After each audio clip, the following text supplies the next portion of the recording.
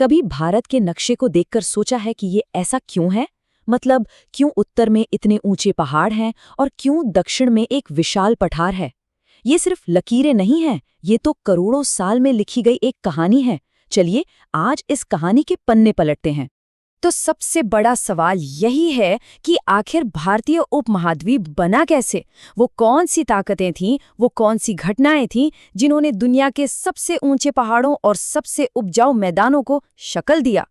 जवाब एक बहुत ही लंबी और रोमांचक यात्रा में छिपा है।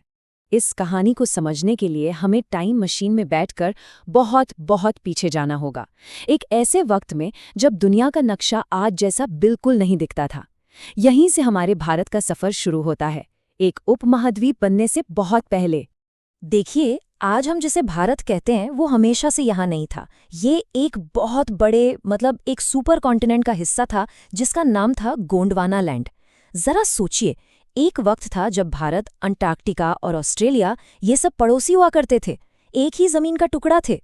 फिर गोंडवाना लैंड टूट गया और भारतीय प्लेट यानी जमीन का वो टुकड़ा जिस पर आज हम हैं, वो अकेले ही उत्तर की तरफ बहने लगा।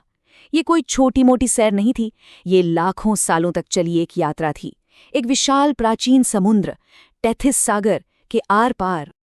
अब ये जो लंबी यात्रा थी, इसका अंत बहुत ही धमाकेदार हुआ। एक ऐसी जबरदस्त टक्कर हुई जिसने न सिर्फ भारत का नक्शा बनाया बल्कि पूरी दुनिया के भूगोल पर अपनी छाप छोड़ दी। ये कोई मामूली टक्कर नहीं थी, ये इतनी शक्तिशाली थी कि दो जमीनी टुकड़ों के बीच का जो पूरा का पूरा समुद्र था वो मानो निचोड़कर गायब ही हो गया और उसकी जगह कुछ बहुत ही विशाल, कुछ नया उभर आया। और ये है इस कहानी का सबसे जरूरी हिस्सा जिसे बिल्कुल याद रखना है। जिस टेथिस सागर को भारतीय प्लेट ने पार किया था वो इस टक्कर में खत्म हो गया। उस समुद्र की जो तलछट थी, जो मिट्टी और पत्थर थे, वो दबकर मुड़कर ऊपर उठते गए और बन गए दुनिया के सबसे ऊंचे पहाड़ हिमालय। साइंस की भाषा में इसे कॉन्टिनेंट कॉन्टिनेंट कोलिजन कहते हैं। ये असल में भारतीय प्लेट और यूरेशियन प्लेट के बीच एक धीमी लेकिन बहुत ही जबरदस्त टक्कर थी, जिसका नतीजा था हिमालय का बनना। तो चलिए अब इस महाटक्कर के पहले और सबसे शानदार नतीजे को जरा करीब से देखते हैं, यानी उत्तर की वो महान दीवार जिसे हम हिमालय के नाम से जानते हैं। अच्छा, हिमालय कोई एक अकेली पर्वत श्रृंखला नहीं है, ये असल में एक दूसरे के समानांतर फैली 4 श्रृंखलाओं का एक पूरा सिस्टम है। इसे याद रखने का सबसे अच्छा तरीका है एक स्टडी गाइड की तरह देखना। सबसे उत्तर में है ट्रांस हिमालय, फिर आता है वृहद हिमालय या हिमाद्री, जहां सबसे ऊंची चोटियां हैं। उसके बाद है लघु हिमालय यानी हिमाचल, और सबसे आखिर में दक्षिण की तरफ सबसे नई श्रृंखला है शिवालिक।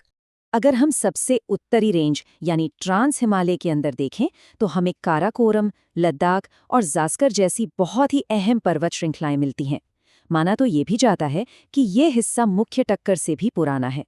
और इन पहाड़ों की ऊंचाई का अंदाजा लगाने के लिए बस ये एक नंबर ही काफी है, 8611 मीटर। ये है K2 यानी गॉडविन ऑस्टिन की ऊंचाई। ये भारत की सबसे ऊंची चोटी है और काराकोरम रेंज में है। सोचिए जरा ये कितना विशाल है। लेकिन रुकिए, कहानी यहीं खत्म नहीं होती। इस टक्कर ने सिर्फ पहाड़ नहीं बनाए, इसने भारत को एक और बहुत ही कीमती तोहफा दिया। और वो तोहफा क्या था? हमारे विशाल उत्तरी मैदान। और यहीं पर आके सारी कड़ियां जुड़ जाती हैं। देखिए, हिमालय की वजह से हमें गंगा, यमुना, ब्रह्मपुत्र जैसी नदियां मिली। ये नदियां लाखों साल से पहाड़ों से मिट्टी और गाद बहाकर लाती रहीं और उसे जमा करती रहीं। इसी जमाव से बने हैं दुनिया के सबसे उपजाऊ मैदानों में से एक। और ये मैदान कितने जरूरी हैं, ये आप इस चार्ट से समझ सकते हैं।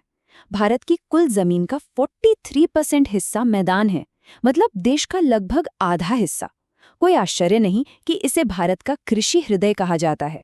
तो अब तक हमने बात की नई बनी चीजों की, हिमालय और मैदान, पर उस जमीन का क्या जो इस पूरी टक्कर से पहले भी वहां थी? चलिए अब भारत के तीसरे और सबसे पुराने हिस्से यानी प्रायद्वीपीय पठार की बात करते हैं। ये है भारत का असली प्राचीन दिल, जहां एक तरफ हिमालय भूवैज्ञानिक रूप से बच्चे हैं, वहीं ये पठार गोंडवाना लैंड का वो पुराना, कठोर और स्थिर टुकड़ा है जो करोड़ों सालों से टिका हुआ है। ये तुलना सब कुछ साफ कर देती है। एक तरफ है नए नदियों की लाई मिट्टी से बने उपजाऊ मैदान, तो दूसरी तरफ है प्राचीन कठोर चट्टानों वाला स्थिर पठार जो खनिजों का खजाना है। ये दोनों मिलकर ही भारत की पूरी कहानी बनाते हैं। तो इस पूरी कहानी से 3 बातें हमें हमेशा याद रखनी है। पहली, भारत का आज का भूगोल एक जबरदस्त टक्कर की देन है। दूसरी, हिमालय और उत्तरी मैदान ये दोनों नए हैं और एक दूसरे से जुड़े हुए हैं। और तीसरी, प्रायद्वीपीय पठार इस पूरे स्ट्रक्चर की पुरानी और मजबूत नींव है। आखिर में ये सिर्फ एक भूवैज्ञानिक कहानी नहीं है। गोंडवानालैंड से शुरू हुई ये यात्रा असल में भारत के भूगोल को समझने की, उसके नक्शे को पढ़ने की एक चाबी है। और ये हमें एक बहुत ही दिलचस्प सवाल पर लाकर खड़ा कर देता है। जिन ताकतों ने ये सब बनाया वो आज भी काम कर रही हैं। हिमालय की ऊंचाई आज भी बढ़ रही है। तो सोचिए, आने वाले समय में हमारे जीवन काल में इस उपमहाद्वीप का चेहरा और कितना बदलेगा।